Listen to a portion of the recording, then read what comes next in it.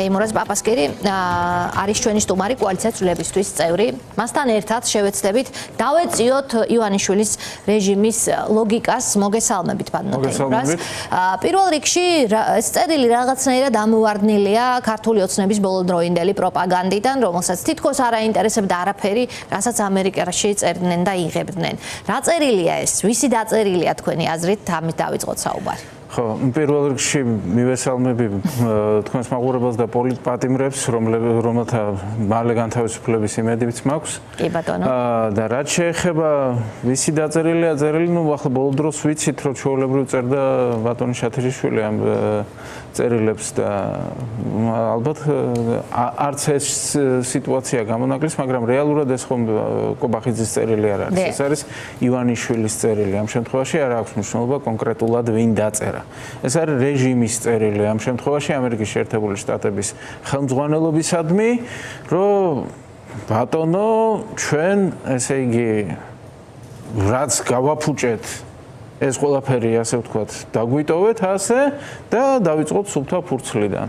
ანუ ძალაუფლება მოვიპარეთ არჩევნები, გავაყალბეთ, შევინარჩუნეთ ძალაუფლება, ეს ჩვენ უნდა შეგვჩეს, ეს პოლიტპატიმრები უნდა დარჩნენ, ეს პარტიები უნდა აუკრძალო, მოკლედ დემოკრატია გავაუქმო, სასამართლო მიტაცებული მაქვს და ეს ყველაფერი უნდა შემრჩეს და შენ არაფერი არ გააკეთო ამ შემთხვევაში. რაც მთავარია, ჩინეთთან უნდა ვიმეგობრო, ირანთან უნდა ვიმეგობრო, რუსეთთან უნდა ვიმეგობრო და ერთმანეთთან ეს ყველაფერი არ მოდის. ანუ ამერიკის შეერთებული შტატებისთვის არსებობს ძალიან მკაფიო წითელი ხაზები ამ შემთხვევაში და ეს როგორც ადამიანის უფლებებია და დემოკრატია და პირდაპირ განაცხადა ჯეიდი ვენსმა, რომ სიტყვის თავისუფლების შეზღუდვა არ შეიძლება და აქ ჩვენ პოლიტპატიმარი ჟურნალისტები გვყავს და ძიამაღლობელი გვყავს, რომელიც საერთოდ ისეთი რაღაცისთვის ის ციხეში, რაზეც მსოფლიოში ალბათ არსად არ სვამენ. აი მე ძნელად წარმომიდგენია მართლა სცენა ტრამპი რომ ამ წერილს კითხულობს, მაგრამ ვთქვათ და კითხულობს. ვინ არის ამ წერილის ავტორი? კაცი, რომელიც ირანში ტერორისტების გვერდით იჯდა და ისმენდა შეძახილებს სიკვდილი ამერიკას. ეს არ ვიცი, რას თხოვს, რატონიც თხოვს ეს კაცი ტრამპს ამ შინაარსის წერილს, რაც ჩვენ უკვე აღვნიშნეთ, ხო? ეს არის თუ არა ფაქტორი ყველაფერთან ერთად? ვინ იწერება ამ წერილს? რასაკვირველი არის ფაქტორი ახლა ამ შემთხვევაში და როგორც არის ცნობილი ეს ამბავი ამერიკის შეერთებული შტატების ხელმძღვანელობისაგან, კობახიძისადმი დამოკიდებულება არის მკვეთრად უარყოფითი. აი ყველაზე უარყოფითი დამოკიდებულება ვისდამით შეიძლება იყოს არის სწორედ ირაკლი კობახიძე ამ შემთხვევაში და ირანში მისი ვიზიტები არის ერთ-ერთი მთავარი მიზეზი ამის, იმიტომ რომ არანაირი დიდი სხვაობა სხვა ასე ვთქვათ წარმოადგენლებს ქართული ოცნების და ირაკლი კობახიძეს შორის არ არის ამ შემთხვევაში. კი ბატონო. მაგრამ აი მისაღები ფიგურაც ყავდათ თითქოს გაგზავნილი, ანუ ფიგურა რომელიც ნაკლებად აღიზიანებს ვინმეს. დავით აშვილს გულისხმობ, იქ ზარზეიმი დაიწერა პასკვილები იმასთან დაკავშირებით, რომ ყველაფერი დავალაგეთ, პროპაგანდისტულმა არხებმა ეს აიტაცეს და ჩამოვიდა და აგერ ცოტა ხანში კობახიძე წუხს, რომ იქიდან არავინ გვეხმიანება და ხომ კარგად ხართ მანდო დაახლოებით ეს შინაარსი. ხო, ნუ უნდა აღინიშნოს, რომ წერილი ცალსახას ხდის ერთ გარემოებას. რომ ქართული ოცნება ვერ დაალაგდა ტრამპის ადმინისტრაციასთან. ვერც დაალაგდებოდა, იმიტომ რომ ფუნდამენტური მიზეზები არსებობდა, როგორც აღვნიშნეთ, ჩინეთის, ირანის და რუსეთის სახით ამ შემთხვევაში. გარკვეული შანსი დაალაგების კიდევ ჰქონდათ იმ შემთხვევაში, თუ რუსეთთან მოხდებოდა ურთიერთობების დაალაგება, მაგრამ ჩვენ ვხედავთ ბოლო დღეებში, რომ აშკარად ვითარება ამ მიმართულებით სრულიად სხვანაირად ვითარდება, უკვე რამდენიმე დღე კი არა, რამდენიმე კვირა. თქვენი აზრით, რომ აქეთ ფლანგზე ბოლო იმედიც, რომ პუტინთან ერთად დაალაგდებოდნენ, რაღაცნაირად არარეალური ჩანს. კი, იმიტომ რომ მთელი წერილი არის გამშვალული იმით, რომ აი ჩვენ deep state-ს რო ვებძოდით, მაშინ შენ ჯერ კიდევ პრეზიდენტობის კანდიდატი იყავი, ესე ფამილიარულად რო ვთქვა ვთქვათ ამ შემთხვევაში, რომ ჩვენ deep state-ის წინააღმდეგი ვართ, რომ ჩვენ ესე იგი ამდენი გავაკეთეთ, ჯერ ერთი უნდა აღინიშნოს, რომ ცუდად ცოდნიათ, ასე ვთქვათ, ტრამპის ხასიათი ფინანსებს რო უხსენებ, რომ მე შენ ამხელა ის გაგიწია სამსახური, ცოტა არ იყოს პასუხი, შეიძლება ძალიან ხისტი იყოს, ხო?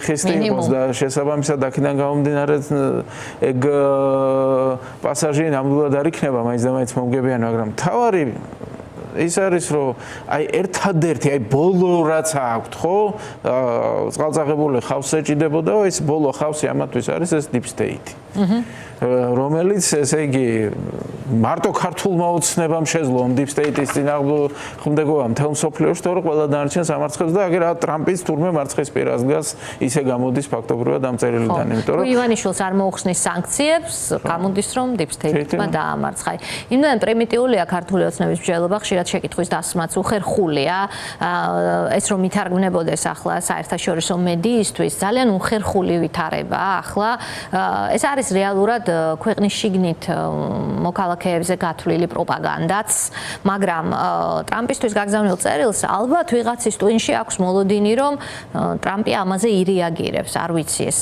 რა ტიპის ადამიანს ან რა ტიპის მმართველზეა გათვლილი, მიმართვის ასეთი ფორმა წერილი, რომელსაც სხვა შორის დიპლომატიური ჩარჩოებიც არ აქვს, რომელიც პოლიტიკური ტექსტი უფრო არის, ხო? ღია წერილი ყოველთვის არის პოლიტიკური ტექსტი, დიპლომატიასთან ის ნაკლებად არის ამ შემთხვევაში. მაგრამ როცა შეერთებული შტატების პრეზიდენტს წერს საქართველოს რომელმაც სტრატეგიული პარტნიორობა გააუქმა ფაქტობრივად თვითონ თავის ნაბიჯებს. ხო და საქმეც იმაშია რომ ღია წერილით როდესაც მიმართავ შენ ცდები რეალურად დიპლომატიის ჩარჩოებს და შენ გადიხარ უკვე სხვა სრულიად ღია სიტუაციაში. წერილის ადრესატი ტრამპზე უფრო მეტად რასაკვირველია შიდა აუდიტორია ამ შემთხვევაში. ეს შიდა აუდიტორია, რომელიც ელოდებოდა დალაგებას? ელოდებოდა დალაგებას და მეგობარი აქტის მიღებამ გარკვეულწილად გააჩინა, ასე ვთქვათ, სრულიად სხვა რეალობაში აღმოჩნდნენ და ამას ჩვენ თვეების წინ ვეუბნებოდით, რომ გატყუებენ. რომ გატყუებთ ქართული ოცნება, როდესაც გეუბნებათ, რომ ტრამპთან დავლაგდებით, როცა გეუბნებათ, რომ შოლცმა ჩვენს გამო წააგო არჩევნები, როცა გეუბნებათ, რომ ხო, გეუბნებათ, რომ მაკრონს მაისში არჩევნები აქვს, მაისში კი აქვს ოღონდ 2027-ში. ხო და შესაბამისად აქედან გამომდინარე, ახლა ამ სამი პოსტულატიდან ხედავთ, რომ შოლცი გასაგებია, რომ წააგო არჩევნები, მაგრამ მისი პარტია სამთავრობო კოალიციაშია, ხოლო მერცი, რომელიც კანცლერი გახდა, კიდევ უფრო ხის მაკრონს 2027 წლის მაისამდე არაფერი არ ემუქრება და აქ ტრამპთანაც დალაგება შესაბამისად არ გამოდის და აი აქ ესე იგი ახლა ისევ ჩართეს ეს პატრიოტული მოტივი, სუვერენიტეტი, ასე შემდეგ და ახლა სტრატეგიული, ასე ვთქვათ, მოთმენის თუ დათმენის პოლიტიკას აწარმოებენ თურმე და შესაბამისად ესე იგი ძალიან კი არ უნდათ ეს სიტუაცია, რაც არის რუსეთი გულზე საერთოდ არ ეხატებათ, მაგრამ რას იზამახ. კი ბატონო, აი ამ დიდ განანაწილებაში შეიძლება ითქვას, რაც ახლა წყდება, როგორ უნდა დასრულდეს რუსეთ-უკრაინის ომი, მთელი მსოფლიო ჩართულია ამაში და ფაქტობრივად მეფეშიშველია ძალიან კარგი ფრაზაა ამისთვის, პუტინს აღარ დარჩა манипуляციის ელემენტები ფაქტობრივად, მას ელიან სტამბულში, თუ არ ჩავა და ცეცხლს არ შეწყვეტს, ამის მერე იქნება სანქციები, როგორც ევროპიდან, ასევე შეერთებული შტატებიდან. ეს რა კონტექსტია საქართველოსთვის? ჯერ ვისაუბროთ, რა შეიძლება გამოვიდეს აი ამ ცეცხლის შეწყვეტის ინიციატივიდან, თქვენი აზრით ის დარჩება ინიციატივად თუ მიღწევადია მაინც რაღაც ტიპის ცეცხლის შეწყვეტა? ჩემი აზრით ცეცხლის შეწყვეტის ინიციატივა თავიდანვე განწირული იყო მარცხისათვის, რადგანაც პუტინს ცეცხლის შეწყვეტა ამ სიტუაციაში ყველაზე ნაკლებად აწყობს. ნორმალურ, ასე ვთქვათ, ხელისუფალს რასაკვირველია, ოღონდ კი გამოსულიყო ასეთი ომიდან, ყველაფერი, ასე ვთქვათ, და რაღაცა მინიმალური დივიდენდები მიიღო და ისიც გამარჯვებად გასაღდებოდა, მაგრამ პუტინს აქვს ერთადერთი გამოსავალი. ის არ ფლობს იმ 4 რეგიონს, რომელიც თავისად მიაჩნია, სრულად და უფრო მეტიც არ აკონტროლებს ამ 4 რეგიონიდან 2-ის ცენტრს, ხერსონს და ზაპოროჟიეს. შესაბამისად, აქედან გამომდინარე მისთვის ძალიან რთულია ამ შემთხვევაში ცეცხლის შეწყვეტაზე წასვლა, რადგანაც ცეცხლის შეწყვეტის რეჟიმის პირობებში ეს შეიარაღებული მასის გაჩერება ფრონტის ხაზთან იქნება ძალიან სახიფათო, ხოლო მისი დაბრუნება კიდევ უფრო სახიფათო.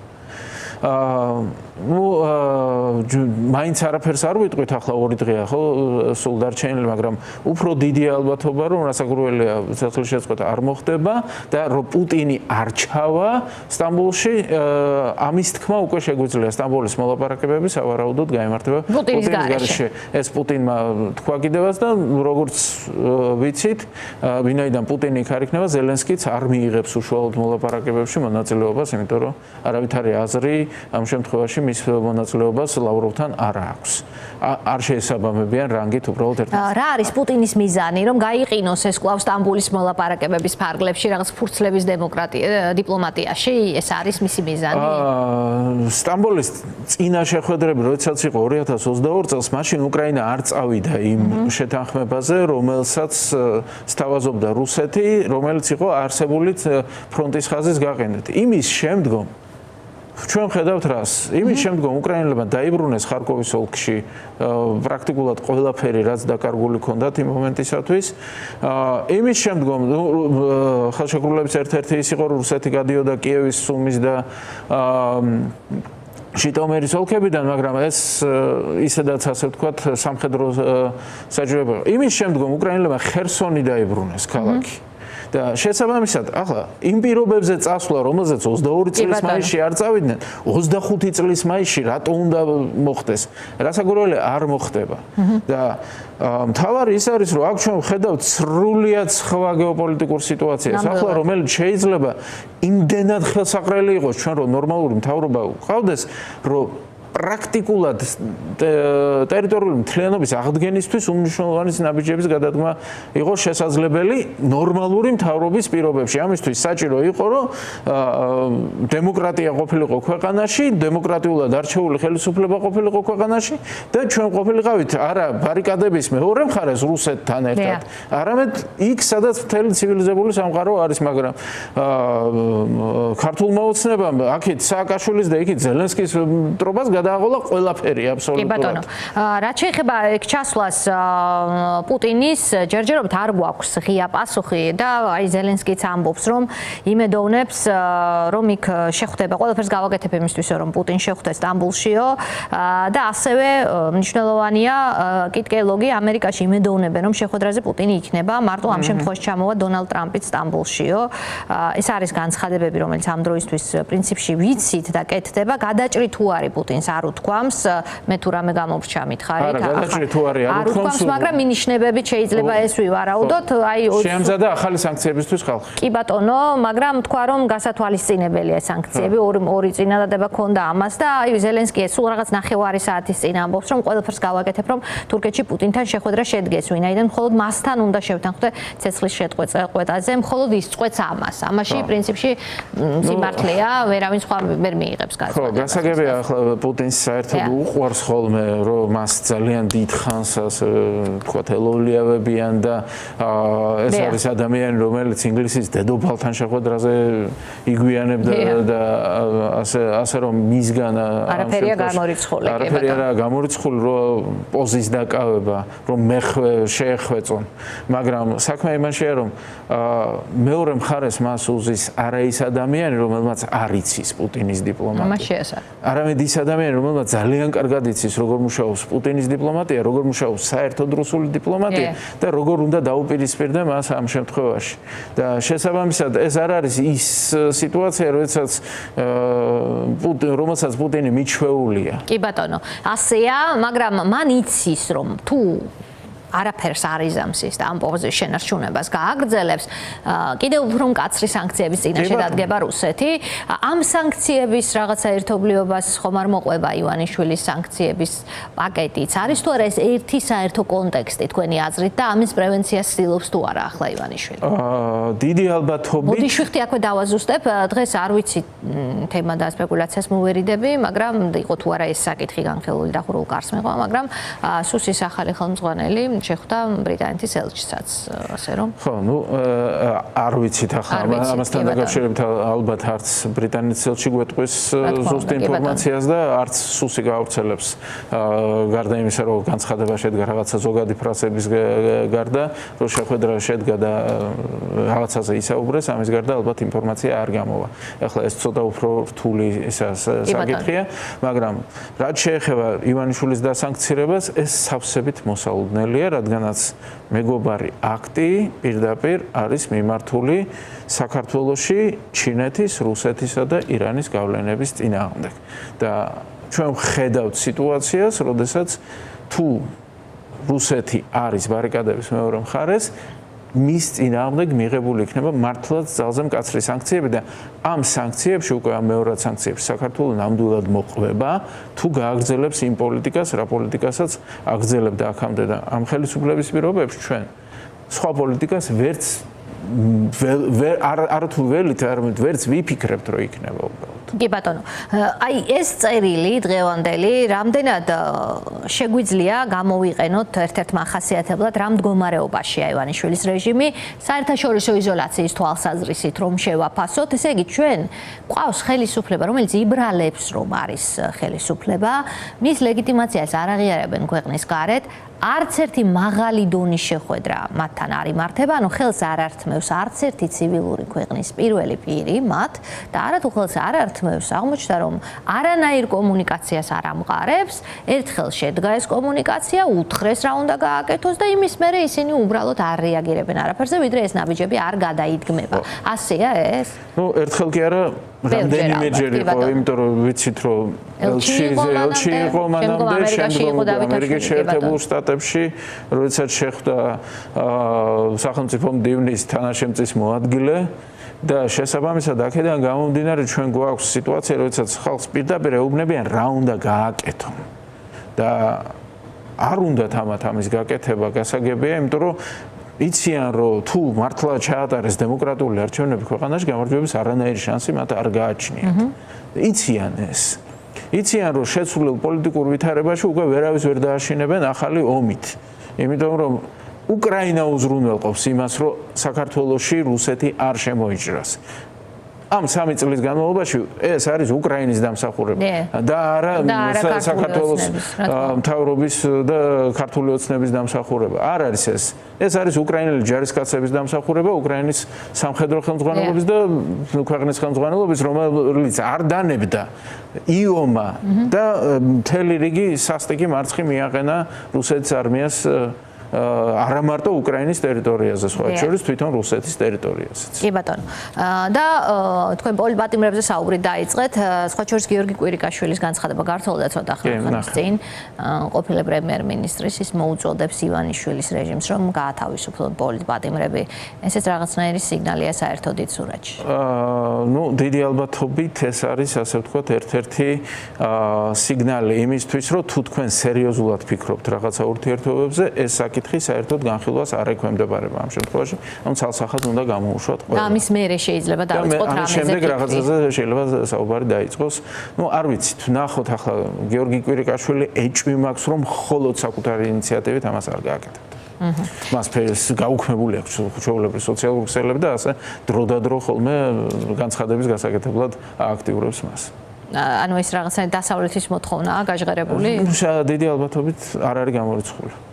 და როგორი სცენარით ფიქრობთ რომ განვითარდება აქ მოვლენები? გასაგებია რომ პროგნოზირება ოლიგარქის რთულია, საერთოდ ავტორიტარული რეჟიმისკენ მიდრეკილი ლიდერების პროგნოზირება რთულია ხოლმე, მაგრამ მაინც ექვემდებარება რაღაც ლოგიკას. ახლა ივანიშვილი არის მიმწყდეული ერთ კუთხეში, აქეთ კრემლია, აქეთ დასავლეთის სანქციები და პერსონა, ასე ვთქვათ, კუთხეში მიმწყდეულია, ამით ლეგიტიმაცია არ აქვს, ძალაუფლება აქვს შეზღუდული და მყიფე. რა უნდა ვივარაუდოთ? რა გზას აირჩევს ის? ამის ვარაუდს ნამდვილად ვერ გავაკეთებ, მას ჰქონდა ძალიან კარგი შანსი ოქტომბერში არ გაეყალბებინა არჩევნები, შვიდად და წყნარად გადასულიყო ოპოზიციაში. ახლა არ აქვს ახალი არჩევნების ჩატარების ახალი არჩევნების ჩატარების შემთხვევაში ვფიქრობ, ხალხის განწყობა არის ბევრად უფრო მკაცრი მასთან უბრალოდ ესეთი რეჟიმის დამყარების, სადაც არ დაისჯება დამნაშავეები. იმიტომ რომ ძალიან ბევრი ახალი დანაშაული იქნა ჩადენილი არჩევნების დღიდან, არჩევნებამდე ერთი კვირით ადრე ვთქვათ, რომ ანუ არჩევნების დღიდან კონკრეტულად თვითონ არჩევნების ჩატარების და შემდგომ უკვე აქციების დარბევის დროს ძალიან დიდი ბევრი დანაშაული იქნა ჩადენილი და შესაბამისად აქედან გამომდინარე დღეს გაცილებით დიდია უარყოფითი განწყობა ამ იმისადმი.